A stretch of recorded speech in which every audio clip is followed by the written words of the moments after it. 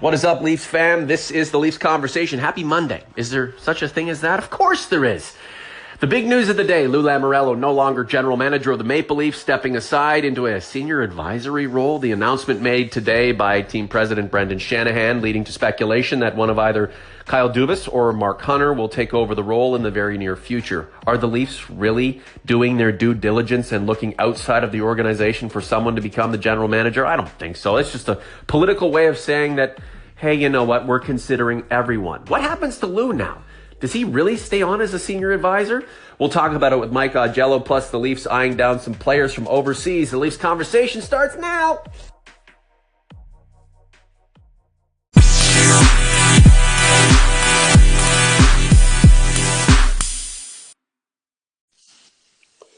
And here is our friend, the pride of Buffalo, New York, the one and only Mike Augello. Hey, Mike, good to talk to you today. No hockey for the Maple Leafs, no problem. There is plenty of news to digest. Let's start with the big breaking information coming down from Air Canada Centre. Lou Lamoriello, done as Maple Leafs general manager. Hi, Norman.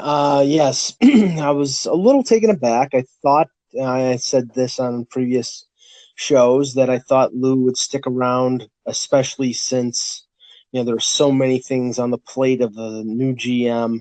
With the contracts of Matthews, Marner, Nylander, the team sort of in a transition period. But I guess, if they're in a transition period on the ice, they're going to be in a little bit of a transition period off the ice. And Brendan Shanahan, I would think that this move was made not just unilaterally by Brendan Shanahan, that that Lou probably had some say in this. He supposedly is going to stay on as a senior advisor, but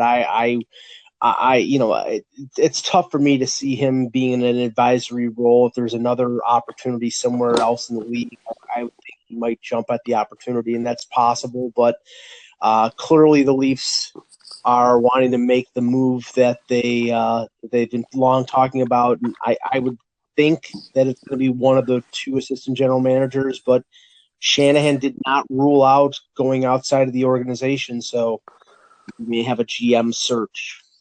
This is the Leafs Conversation. Norman James in London, Ontario. Mike Augello in Buffalo, New York. So is it safe to assume that Lou Lamoriello didn't necessarily choose to leave? It was the choice of Brendan Shanahan and whomever else he's consulting?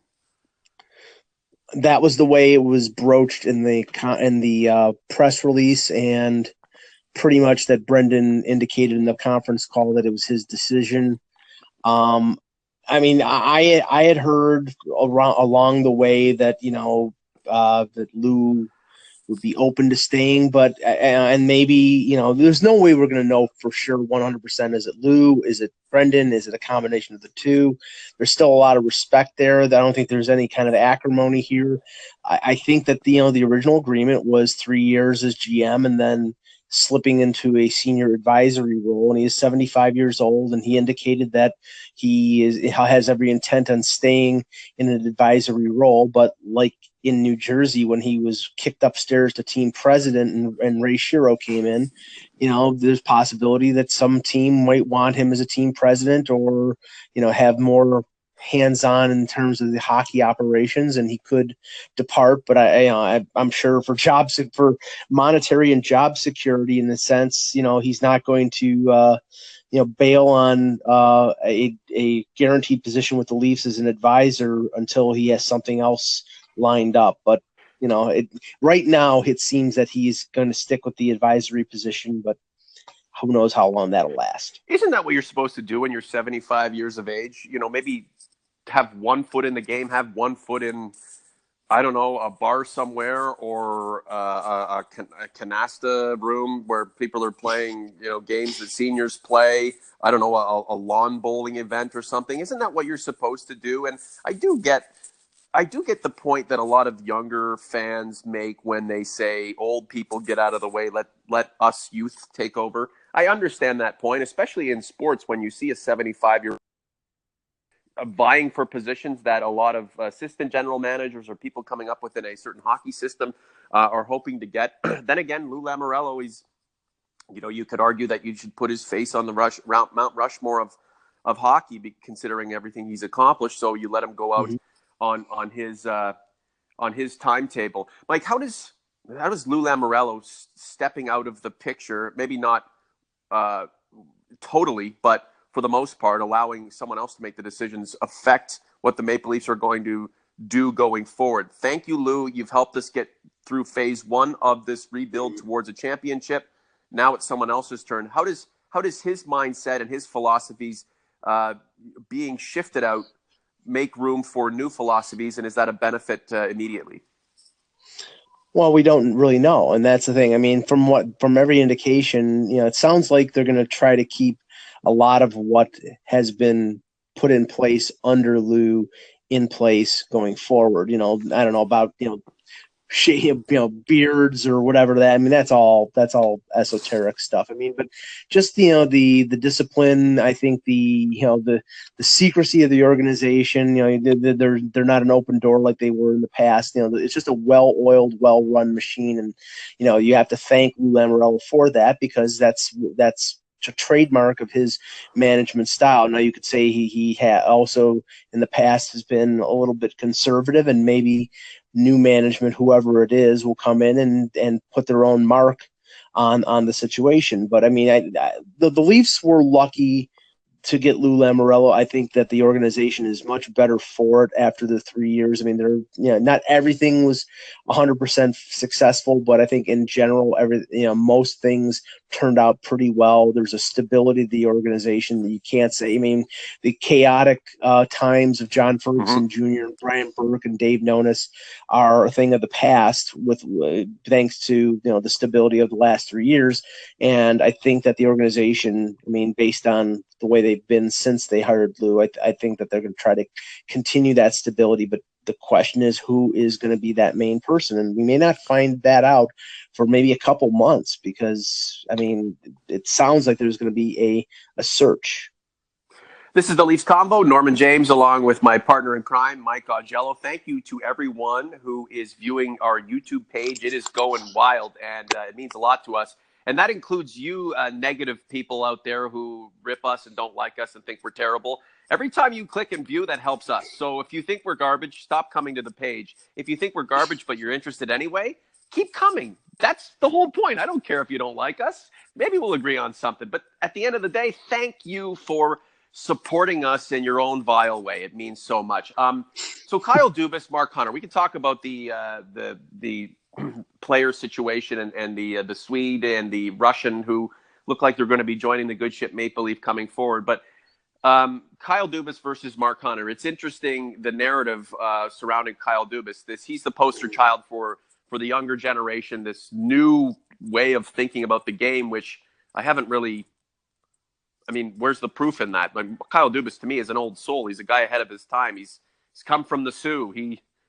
He's a hockey guy. So I'm not sure what, other than his age and his appearance and just sort of his aura, represents. That represents the younger generation. Kind of that petulant generation who wants to stick it to their parents. That's what he represents, and that's great. But beyond that, like, I don't really understand where he would. He's ready to come in and kick out anybody who's over 35 years of age and basically stick his middle finger up to, MLS and the board and say, we're just going to do it the way we want to do it. And Nylander is going to be on the team forever. And Austin Matthews is now the head coach. And it's not going to work that way. So I think people who are hoping that's the case, need to stop.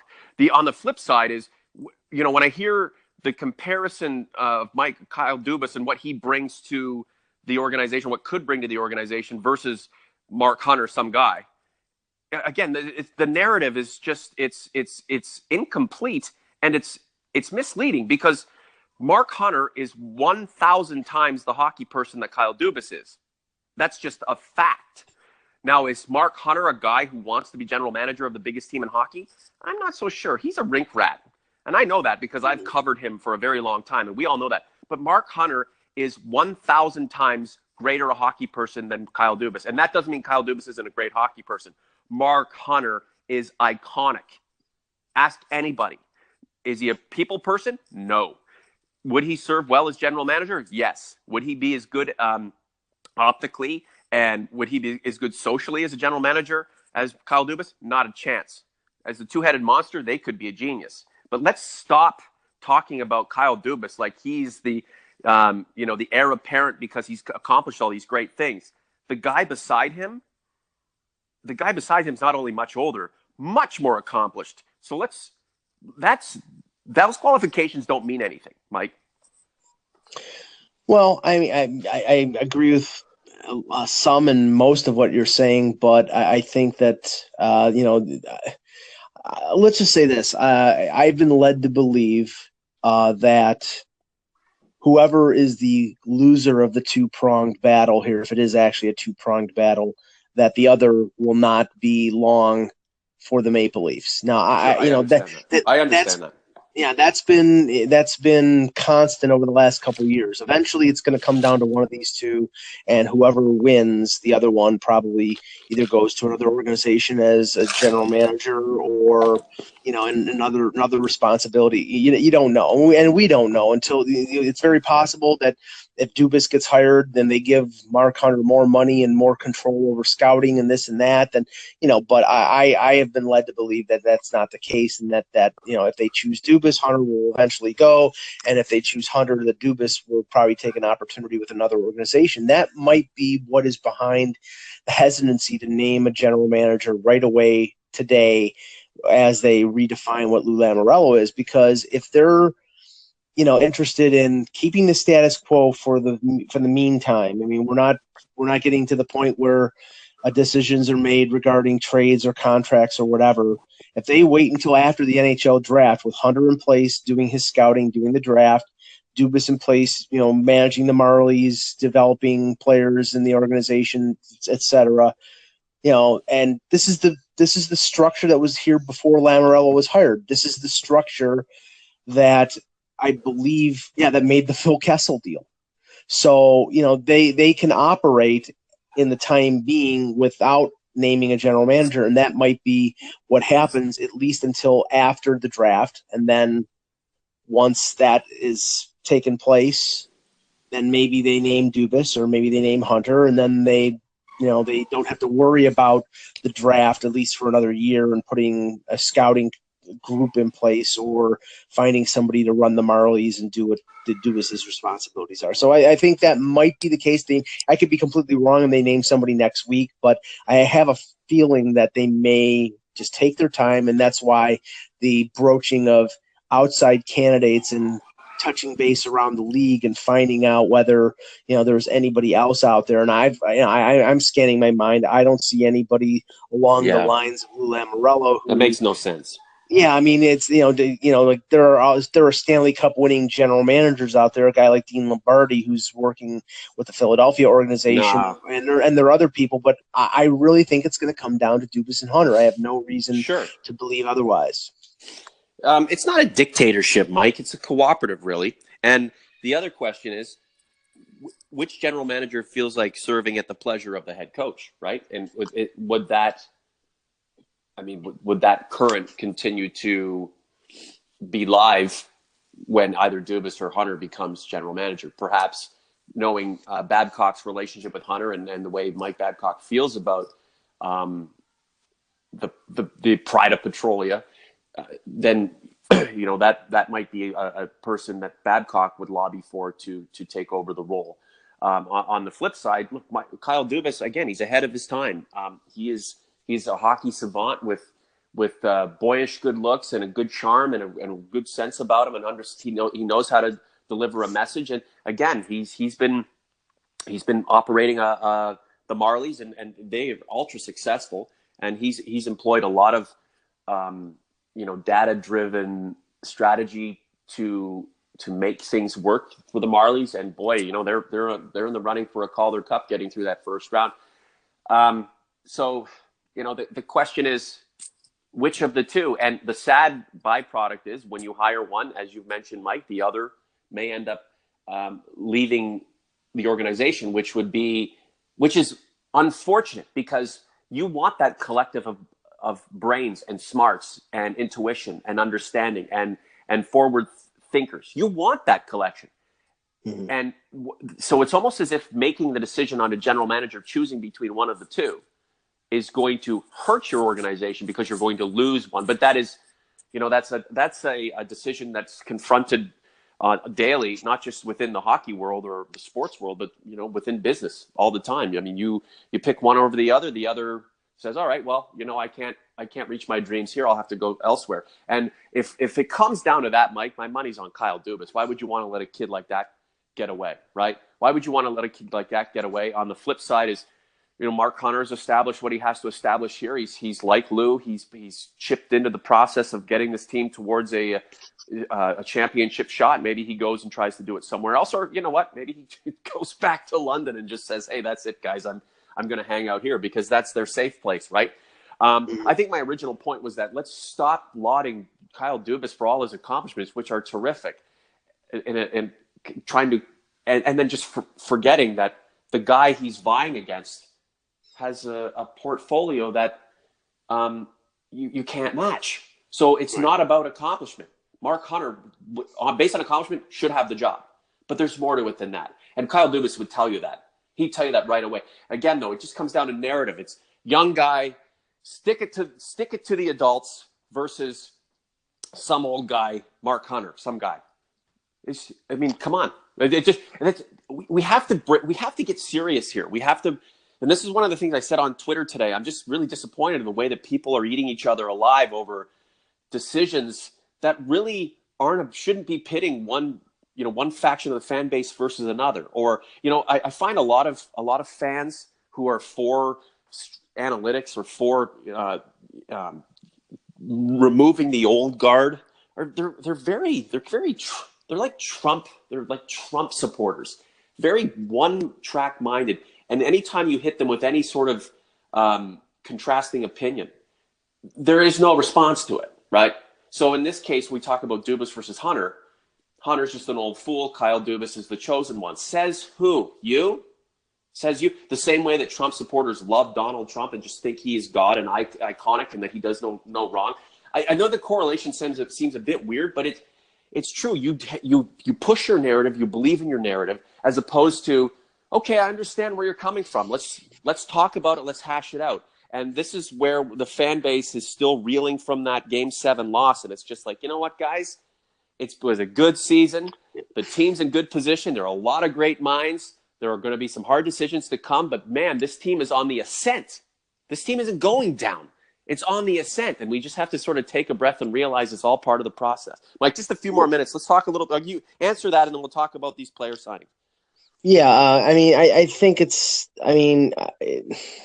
Let's just say that I putting Dubas in the analytics category and putting Hunter into the old school category is too simplistic because like I said, I don't Hunter think is an Dubas, analytics guy, Mike. He's an analytics guy. He is that guy. He was doing it before Dubas was even walking, for God's sake. Come on now. And Dubas has some old school in him as well. It's not simply everything. It's not he's there with a calculator and a pencil under his ear.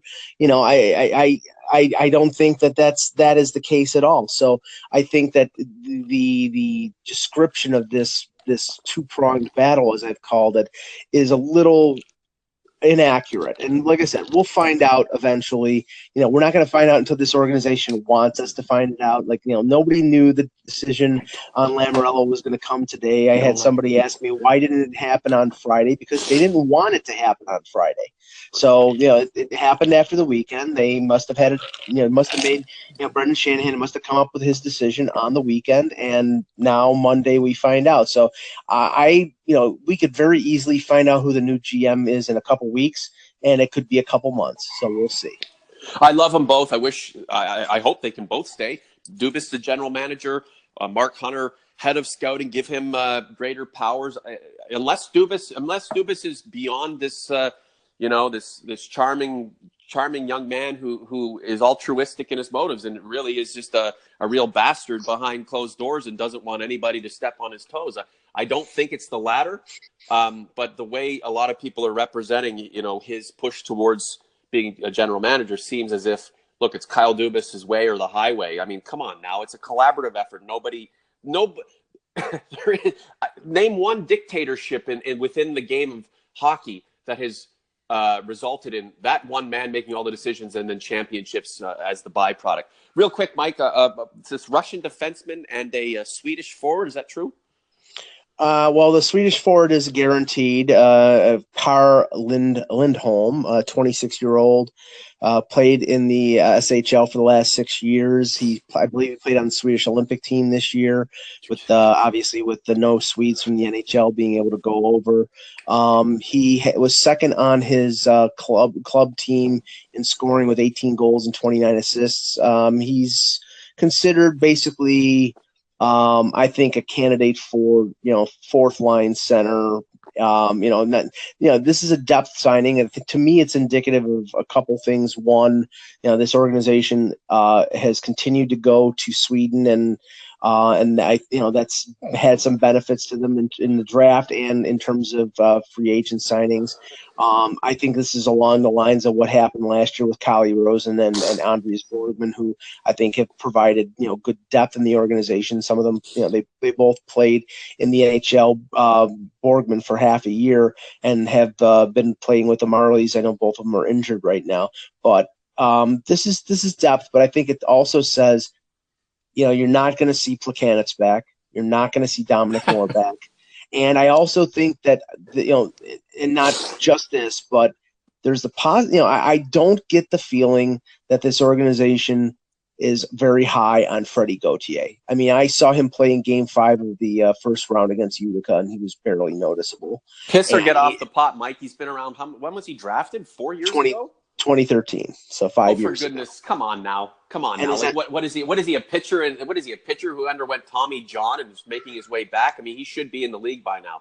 Well, I agree, and that's why I'm saying his entry level contract is up, and they maybe they renew it, maybe they don't. I think they probably would, just because they see him as a depth asset in the organization. But I wouldn't be surprised if he's part of, as a throw in some trade going forward. And the Leafs organization, in terms of their depth up the middle, is woeful. Other than Matthews and Kadri, next year, right now, they have no third line center. They have no fourth line center. They have Miro Aaltonen with the Marlies and Gauthier, and only one guy in Adam Brooks, who's a center prospect, and I think he's years away, if ever, from making the NHL. Okay, so the Russian defenseman, real quick, I got to wrap this up. I've got kids who want to go outside and play hockey. No problem. Igor Azaganov, who's been rumored to be on the Leafs' radar since last summer. Lamoriello, Shanahan, and Nikita Zaitsev over in Russia, they talked to him last summer. There was some indications that, he's Toronto bound. Now his contract with the KHL is over with. He's a right-hand shot, big defenseman, big shot. But, I from everything I've heard from people over in Russia that I've talked to, he's, again, more of a 5'6". This is not a guy who's a top 4 candidate. So, again, this is along the lines of Rosen and Borgman in terms of quality depth, and not an answer. The answer is going to come from a trade at the draft or a signing in free agency. There is no avoiding it, and the organization can't avoid it. You need great players on the ice. Not just Austin Matthews or Nylander or Marner or Riley or Freddie or whomever. You need a group of great players to come together to win a championship. All you soloists on social media realize you can run the world from your laptop or your smartphone, right? You can dream up winning championships by spewing out garbage to the masses on social media in your brain. But in reality, you need a team. A group of people to win a championship, a team. Try sports for once, because it's real life. It's not data. It's not just numbers or metrics. It's people. And you need a group of people at the board level, from the scouting department, the administrative staff, the training staff. You need a group of people, not just one person. That's how you win. You win as a team. You win as a group. You need the collective. And that's what the Maple Leafs need to continue to be. We forget that. We're so individualistic in the way we think. That's fine. But we can drum up all these weird, crazy scenarios based on our beliefs individually. But in reality, it takes more than just what we think individually. It takes a collective. And that's the Leafs have Brendan Shanahan brought together a great group of people to help get this rebuild started. The foundation is there. And now people may be moving out. Some people may be coming in, adding to that foundation for the next phase. And the next phase is underway. That's the amazing part, Mike. Last thing before you go, what are you working on? Where can we find it? And I don't know. Tell us what you're having for supper tonight. Well, I'm not sure about that, but focusing on the Marlies, like I said, they won yesterday 4-0 over Utica. They start the best of 7 series against Syracuse on Thursday, and this is the team that beat them last year in 7 games. It was one of those series where every home game, the home team won. So the Marlies have the home ice advantage, and I think it'll be a long and very emotional and physical series. So it should be some exciting hockey for the Marlies. Yeah, the Marlies have been toiling away trying to win those championships. A couple of years ago, didn't they lose to Norfolk in the final? It was several years ago with a different regime and a different group of players. I know they had built a team with a bunch of veterans to try to get there. It's a different story now. And look, the Leafs aren't in the playoffs. They will be in the playoffs deep over the next several seasons to come, but they're younger brothers and sisters, if you will. I'm just trying to be across the board there, but the younger generation of Leafs, those relatives that are just south of the Gardner, they're still in it, and they are by extension Maple Leafs, part of that Leafs fam as well. So I'm going to be rooting for them and hoping they can do well, and maybe it's the last act for Kyle Dubas to get there and hoist that Calder Cup on the ice front and center, and then the next day have Brendan shaking his hand saying, welcome to the general manager's role of the biggest and most important team in the NHL. And we all know that. Mike, thanks so much for your wisdom, man. You're the best. I love podcasting with you. We're partners that go way back, and this is a partnership that's going to flourish going forward. Appreciate it very much. Thanks, Norman.